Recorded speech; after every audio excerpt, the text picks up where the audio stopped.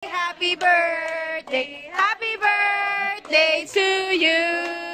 Meron din sila. Meron din Junati. Birthday to you. Happy birthday to Ay, katahin na maayo. Happy birthday to you.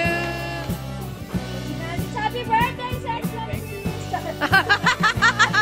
Ako po si Nestor Pactoriza from Barangay Kaingin, Santa Rosa, Laguna. Ako naman po si Terry Pactoriza, taga Santa Rosa din. Nagkaroon po kami ng isang chairman na nakikipag-ugnayan po sa Ateneo. 20 Atenista ang napunta sa amin para lang makipagsalamuha sa mga maliliit na mangingisda at sa mga mahihirap na naming kababaryo.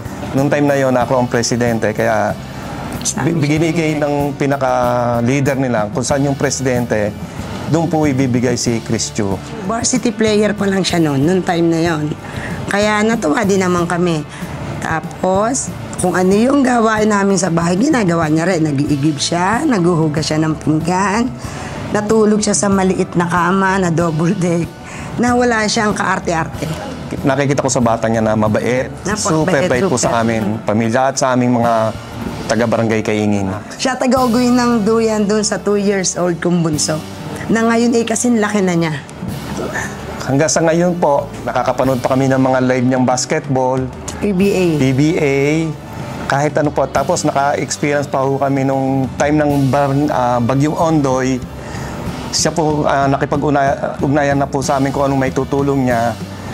Hindi namin na ina-expect na akala nga namin pamilya lang yung tutulungan niya. Nung nalaman niya kung saan na nakatira yung aming mga kababaryo, agad-agad na nakipag-ugnayan po siya sa GMA upang humingi ng tulong tulong na maibigay para sa aming mga kababaryo.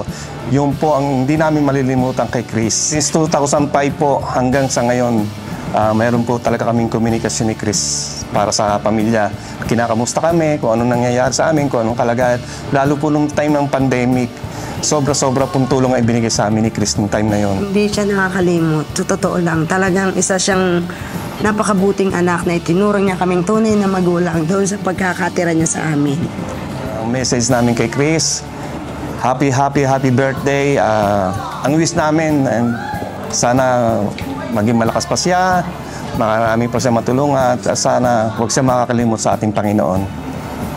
Good health and long life, lalo sa family niya, para mas maging masaya at kung saan-saan lang sila makarating at maging mahaba ang kanilang pagsasama. Happy birthday, Chris! Happy birthday!